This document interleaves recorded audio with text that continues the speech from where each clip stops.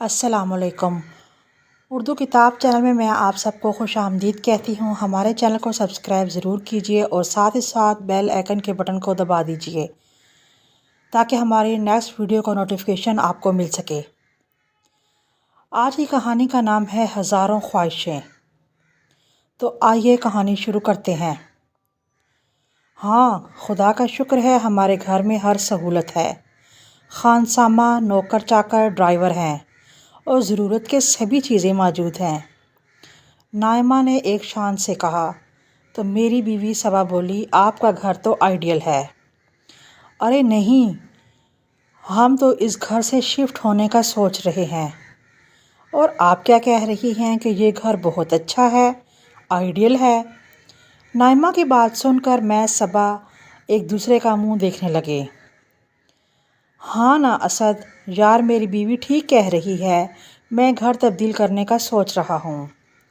عاصم کی بات سن کر میں بھی حیران ہوا۔ اس وقت میں اور میری بیوی صبا اپنے دوست عاصم کے گھر آئے تھے۔ ان کی شان و شوکت اور گھر دیکھ کر جیسے ہم گمسم ہو گئے۔ میں عاصم کے گھر پہلی بار آیا تھا۔ عاصم میرے بچپن کا دوست تھا۔ اسکول اور کالج میں ہم اکٹھے پڑھتے رہے۔ عاصم کا تعلق شروع سے ہی ایک اچھے کھاتے پیتے گھرانے سے تھا اور میں ہمیشہ کی طرح، جیسے ہر کہانی میں ہوتا ہے، ایک متوسط طبقے کا بیٹا۔ عاصم نے یونیورسٹی میں داخلہ لیا تو میرا اس سے رابطہ منقطع ہو گیا۔ میں نے گریجویشن کے بعد ایک پرائیویٹ ادارے میں نوکری کر لی اور عاصم اپنے والدین کے ساتھ ان کے بزنس میں ہاتھ بٹانے لگا۔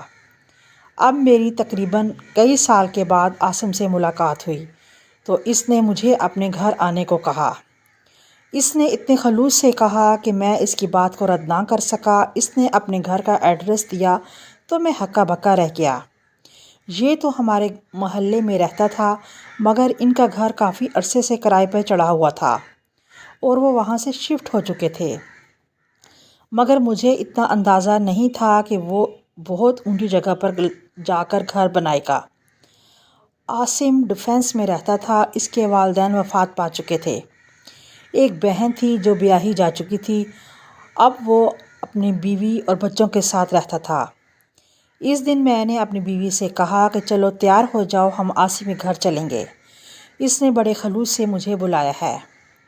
مگر میں جب وہاں پہنچا تو رکشے سے اتر کر کوٹھی دیکھی تو میں خواہ مخواہ ہی نفسیاتی دباؤ کا شکار ہو گیا۔ میرے اندر کا کمپلیکس جیسے امڑ کر باہر آ گیا۔ میری بیوی صبا بھی بہت حیران تھی کہ میرا دوست اتنا امیر ہو گیا۔ عاصم نے مجھے بہت خوش دلی سے خوش آمدید کہا۔ اس کی بیوی نائمہ سے مل کر بہت خوش ہوئے۔ شان و شوکت ان کے بنگلے کی ہر چیز سے محسوس ہو رہی تھی۔ ان کے گھر میں عیش و آرام موجود تھا۔ اس نے مجھے بتایا کہ اس نے اپنے والد کے کاروبار کو خوب ترقی دی اور آج جو کچھ بھی تھا وہ اسی بزنس کی بدولت تھا، مگر اس کی بیوی کی ناک پر یہ گھر نہیں بیٹھتا رہا۔ میری بیوی صبا بنگلہ دیکھ کر جیسے ہکا بکا ہو گئی۔ شاید ہم بہت مایوس اور اداس گھر واپس آئے۔ صبا بھی بہت خاموش تھی۔ میں نے اس سے بات کرنے کی کوشش کی تو اس نے کوئی خاص جواب نہیں دیا اور خاموش ہو گئی۔ میں نے اس کے اندر کے کمپلیکس کو محسوس کر لیا، اسی لیے خود میں نے اسے بار بار نہیں پکارا۔ رات کو جب سونے کے لیے لیٹے تو بہت خاموش تھی اور بہت اداس۔ مجھ سے رہا نہیں گیا تو میں نے اس سے پوچھا، کیوں صبا، کیا بات ہے؟ اسد، ان کا گھر کتنا پیارا تھا نا؟ اس نے کہا۔ تو میں نے جواب دیا، ہاں، تم نے دیکھا وہاں فریج، VCR، ہر چیز تو ہے۔ وہ بولی، تم بھی کچھ ایسا کرو کہ ہم بھی ویسا ہی گھر بنا لیں۔ اس کے لہجے میں بچوں جیسی خواہش تھی۔ لیکن صبا، میری نوکری بہت معمولی ہے، جبکہ اس کا جدی پشتی سب کچھ کاروبار ہے۔ وہ شروع سے ہی کھاتے پیتے گھرانے کا بیٹا ہے۔ میں نے اپنی صفائی دی۔ پھر بھی اسد، کچھ کرو۔ کیا ہم سہولتوں کے لیے اگلی زندگی تک انتظار کریں گے؟ ایسا کبھی نہیں ہوگا صبا، تم اطمینان رکھو۔ میں اسے دلاسا دیتا رہا، مگر وہ میری بات سن کر خاموشی سے منہ دوسری طرف کر کے سونے کی کوشش کرنے لگی۔ وہ ایسا بہانہ کر رہی تھی جیسے سو چکی ہو۔ مجھے معلوم تھا کہ اب وہ مزید اس پر کوئی بات نہیں کرے گی۔ اس کا موڈ بہت آف تھا۔ اگلے دن میں اداس دل کے ساتھ تیار ہوا اور آفس کے لیے نکل پڑا۔ آفس میں مزید ترقی کے کوئی چانس نظر نہیں آ رہے تھے کیونکہ محض میں ایک اکاؤنٹنٹ تھا۔ اکاؤنٹنٹ جتنی بھی ترقی کر لے اکاؤنٹنٹ ہی رہتا ہے۔ میں بہت اداس اور پریشان بیٹھا ہوا تھا کہ اچانک میرے پاس سلطان صاحب آ کر بیٹھ گئے۔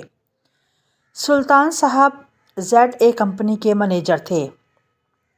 میری ان سے اچھی سلام دعا تھی۔ میں نے مسکرا کر انہیں خوش آمدید کہا۔ وہ میرے سامنے بیٹھے تھے۔ بتائیے سلطان صاحب، کیا پئیں گے، چائے یا ٹھنڈا؟ بہت بہت شکریہ۔ تمہیں اداس بیٹھا ہوا دیکھا تو میں چلا آیا۔ کیا بات ہے؟ خیریت؟ کیوں منہ لٹکائے بیٹھے ہو؟ سلطان صاحب میری جانب غور سے دیکھ کر بولے۔ سلطان صاحب، آپ دیکھ سکتے ہیں کہ کم تنخواہ میں زیادہ اخراجات پورے کرنے پڑتے ہیں، تو پھر کیا حال ہوتا ہے انسان کا؟ میں نے کہا۔ تو وہ بولے، بھائی میں تو تمہیں پہلے سے آفر کر چکا ہوں کہ ہماری کمپنی میں آ جاؤ، مگر تم مانو تو تب نا۔ اگر تمہیں خود ترقی کرنے کا شوق نہیں تو اس میں کسی دوسرے کا کیا قصور؟ میں تمہیں پہلے ہی کہہ چکا ہوں کہ تم ہماری کمپنی میں آ جاؤ، ہم تمہیں اچھی تنخواہ دیں گے۔ ہمیں اچھے کیشیئر کی ضرورت ہے جو محنتی ہو۔ سلطان صاحب کی بات درست تھی۔ وہ مجھے پہلے بھی کئی بار اپنی کمپنی میں آنے کا مشورہ دے چکے تھے۔ سلطان صاحب کی بات درست ہے، مگر میں فی الحال یہ نوکری نہیں چھوڑ سکتا، میرا ایگریمنٹ ہو چکا ہے۔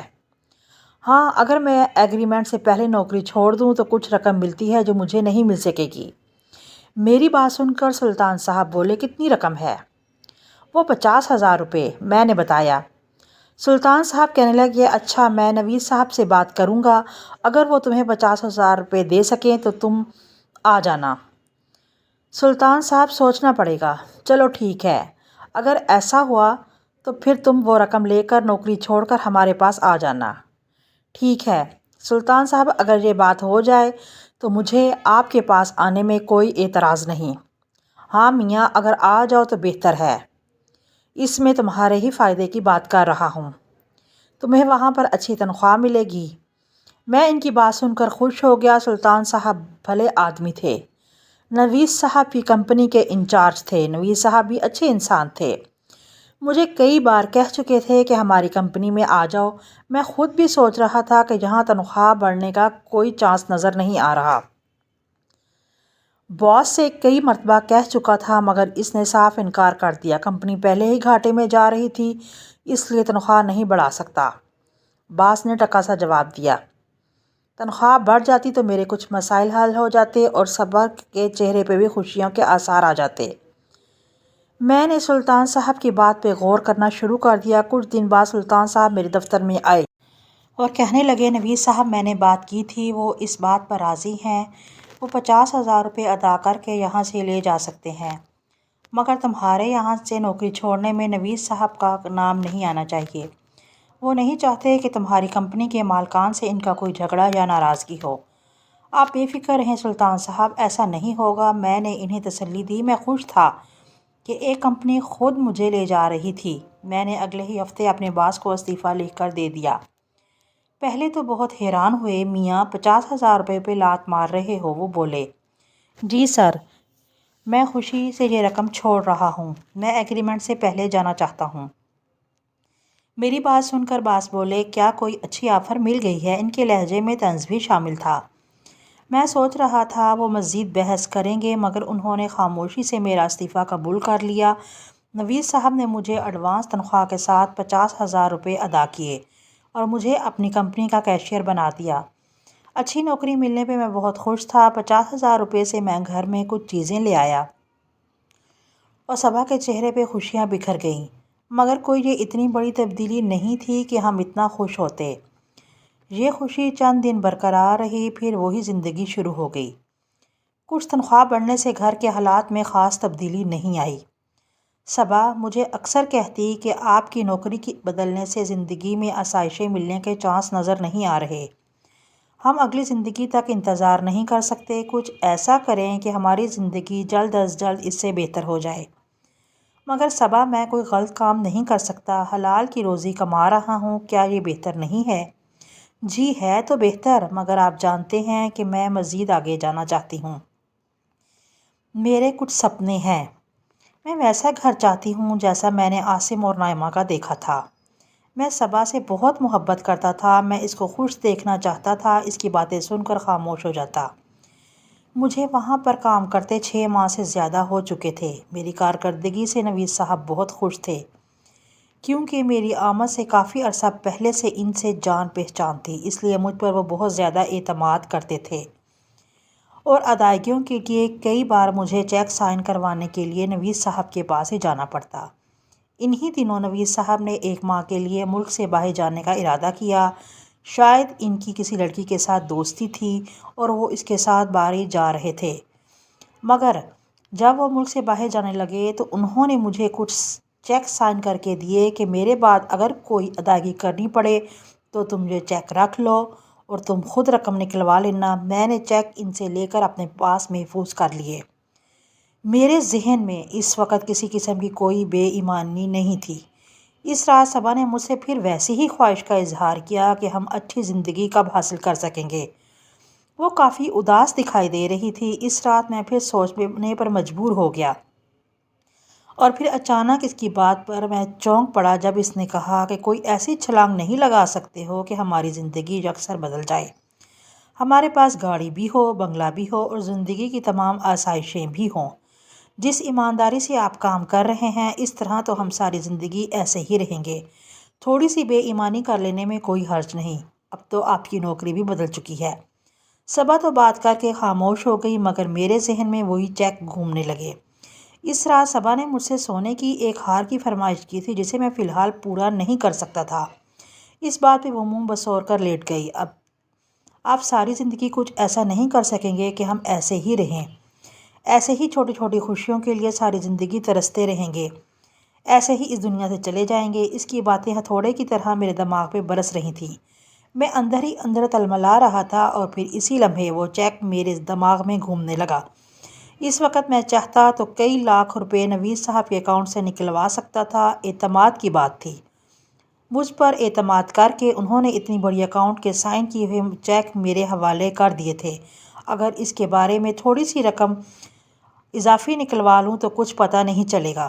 کل پرسوں کوئی بڑی ادائیگی کروں گا تو تھوڑی سی رقم فالتو نکلوا لوں گا۔ کیشیئر اور اکاؤنٹنٹ کے ہاتھ میں سب کچھ ہوتا ہے، جس طرح چاہے تبدیلیاں کر سکتا ہے۔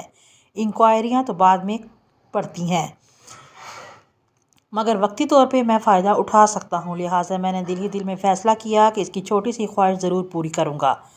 2 دن بعد کو ہمیں کچھ ایسی ادائیگیاں کرنی تھیں۔ اس سلسلے میں نے ایک چیک جس میں میں نے اضافی رقم لکھی، جس میں صبا کے لیے ایک اچھا سا ہار بنوا سکتا تھا، اور پھر یہ لمحہ انتہائی آسانی سے طے ہو گیا۔ میں نے فی الحال رقم نکلوانے کے بعد ہار بنوا لیا۔ کسی کو کچھ پتہ نہیں چلا۔ تو ویسے بھی سب کچھ میرے ہی مرہون منت تھا، کیونکہ میں کیشیئر تھا۔ میں اتنی آسانی سے سب کچھ ہو جانے پر دل ہی دل میں بہت خوش ہوا۔ میری حوصلہ افزائی ہوئی اور میں نے سوچا کیا ہے، اگر اسی طرح میں کچھ رقم نکلوا لوں تو کون سا کوئی دیکھ رہا ہے۔ میں تو اس وقت یہ بھی بھول چکا تھا کہ ایک ہستی ہے جس کا نام ہے اللہ تعالیٰ، جو مجھے ہر وقت دیکھ رہا ہے، مگر میری ایمانداری پر نفسانی خواہشات اور خواہشیں غالب آ چکی تھیں۔ باز کے آنے میں ابھی تقریباً 2 ہفتے باقی تھے۔ 2 ہفتوں میں نے سب کچھ کر لینا تھا، لمبی چھلانگ لگانی تھی۔ میں نے زندگی میں ایک بار بڑا فیصلہ کر لیا کہ بس ایک بار اسی میں سب کچھ حاصل کرنا ہے۔ سسک سسک کے مرنے سے بہتر ہے ایک ہی مرتبہ یہاں سے سب کچھ حاصل کر کے بھاگ لیا جائے۔ کیونکہ میں بے ایمانی کا ارادہ کر چکا تھا، اس لیے میرے ذہن پہ دن رات یہی بات سوار تھی کہ نوید صاحب کے آنے سے 2 دن پہلے تک اکاؤنٹ سے تقریباً 40 لاکھ روپے رقم نکلوا لی جائے۔ یہ اس وقت کے لحاظ سے بہت بڑی رقم تھی، جس سے میں کوٹھی، کار سب کچھ خرید سکتا تھا اور ایک پرتعیش زندگی گزار سکتا تھا۔ باز کے آنے میں ابھی 2 دن کا وقت باقی تھا۔ ان 2 دنوں میں مجھے یہاں سے ایک بڑی رقم سمیٹ کر فرار ہونا تھا۔ صبا کو میں نے مکمل پلان سے آگاہ کر لیا۔ پہلے تو وہ بہت پریشان ہوئی، مگر وہی تو سب کچھ جانتی تھی اور اسی کی نفسانی خواہشات کی غلام تھی، جس کی وجہ سے میں بھی ان کانٹوں بھرے راستے پر چل نکلا تھا۔ مکان ہمارا ویسے بھی کرائے کا تھا۔ تمام سامان سمیٹ کر ہم اونے پونے بیچ چکے تھے۔ اس رات میں نے صبح سے تیار رہنے کا کہا اور خود باز کو آخری ضرب لگانے چل پڑا۔ کہانی ابھی جاری ہے، ہزاروں خواہشیں۔ اس کہانی کا باقی حصہ نیکسٹ ویڈیو میں ملاحظہ کیجیے۔ شکریہ۔